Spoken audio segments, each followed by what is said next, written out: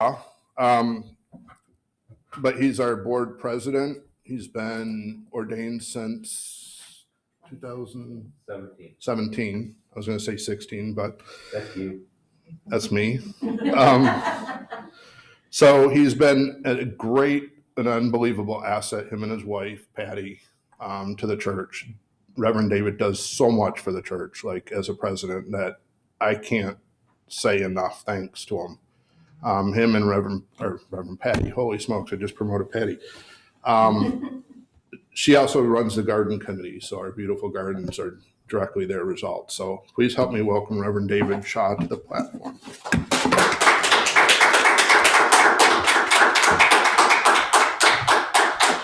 Good morning, everyone. Good morning. Thank you, Reverend Keith, for the compliments. I appreciate them and I take them in.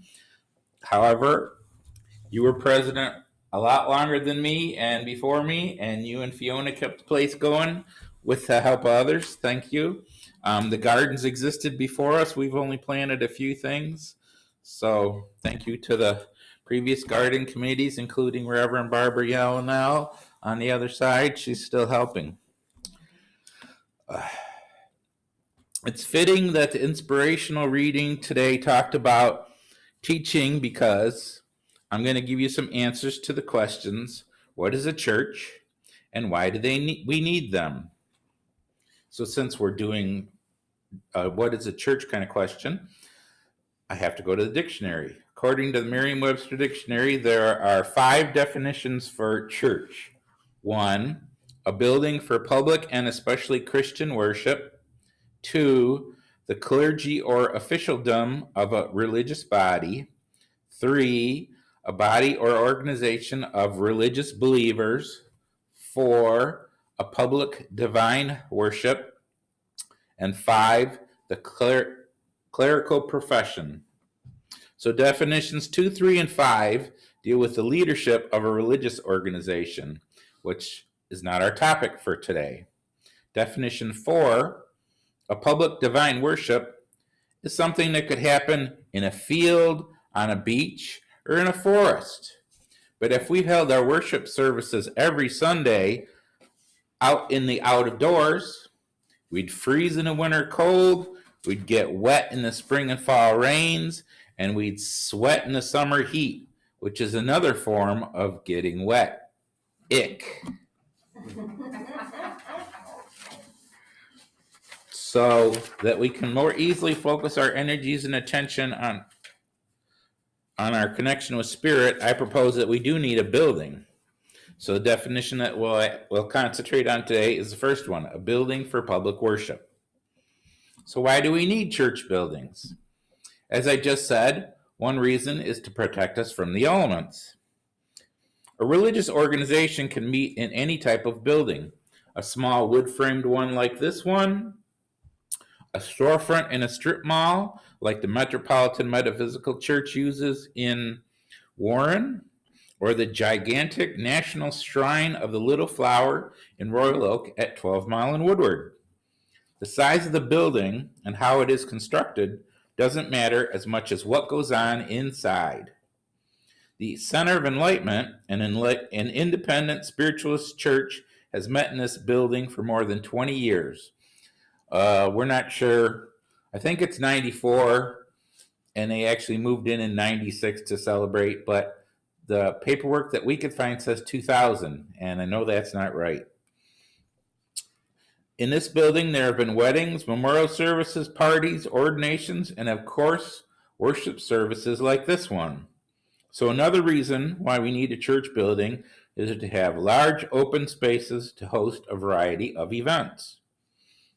For our large open spaces, we can thank the following people who provided the money to purchase this building: Frank and Nancy Volker, Tim and Elizabeth O'Rourke, Reverend Dr. Elaine Wisenand, Andy Tucker, Reverend Alicia Harris, Reverend Mike and Sharon Comito, Reverend Kathlena Katona, Wanda and Raymond Hayden, Dawn and Marcia Hyatt, Ruth Herbert, and Reverend Ken Nowaczewski. I think you've heard of him. Doing this sermon, I did some research on quotes about church buildings.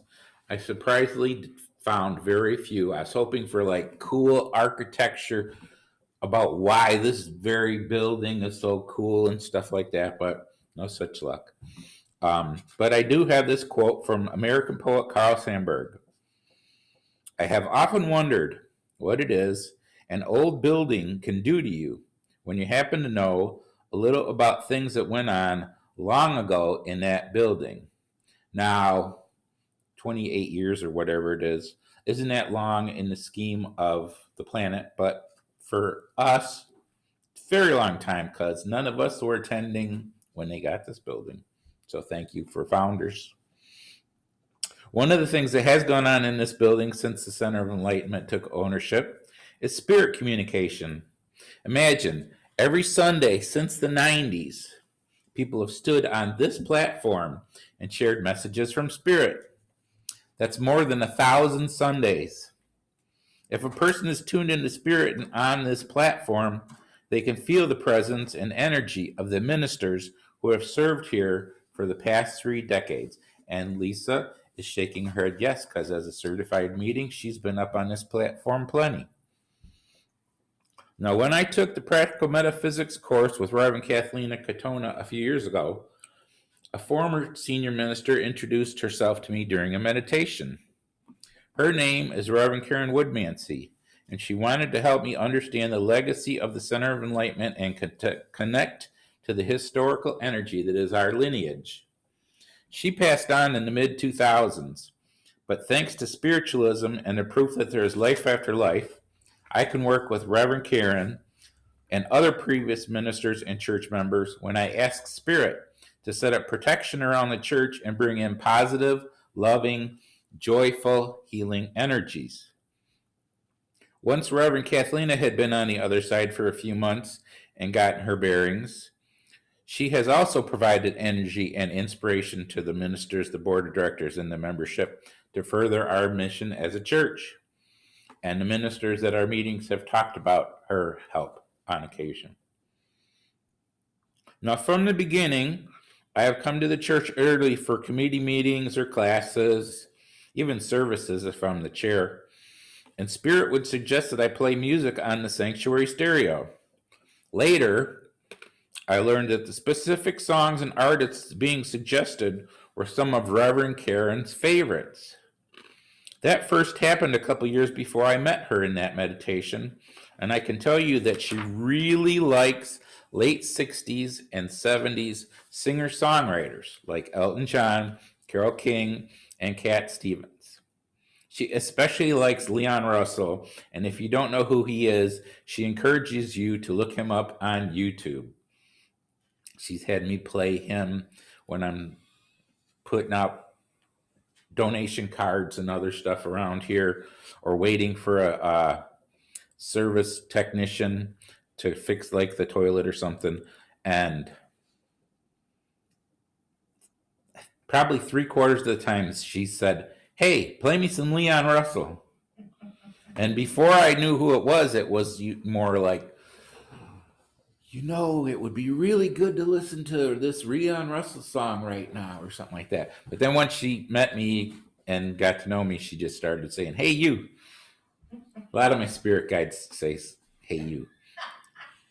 I mentioned that story because I want you to know that you can work with spirit without knowing their names. I worked with Reverend Karen for probably a year and a half before I met her in that meditation, and then it was another year and a half before I got confirmation from a retired minister that it was Reverend Karen making those music choices.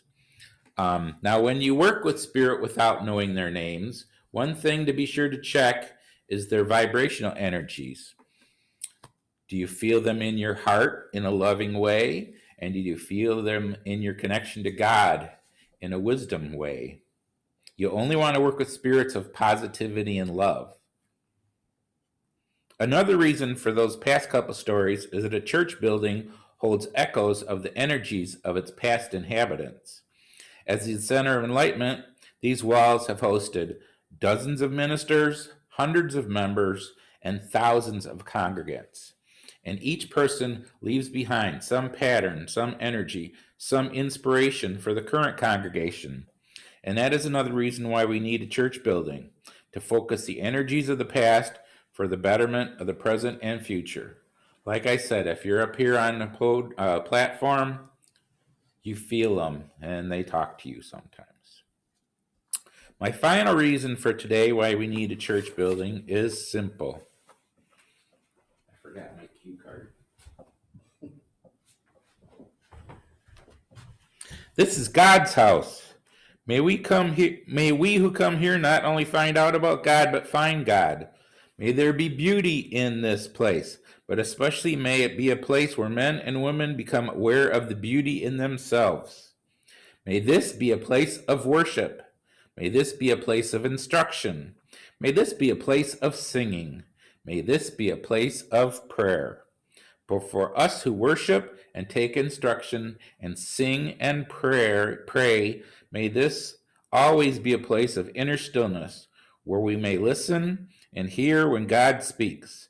May whoever ministers here minister in love. May whoever teaches here teach truth, and may whoever serves here serve pleasantly. May everyone come into this house in expectation and go with thanksgiving, and may anyone who comes needing help go feeling blessed. May this be such a house that Jesus Christ or any stranger, even one of the least, would feel in it that they were with friends.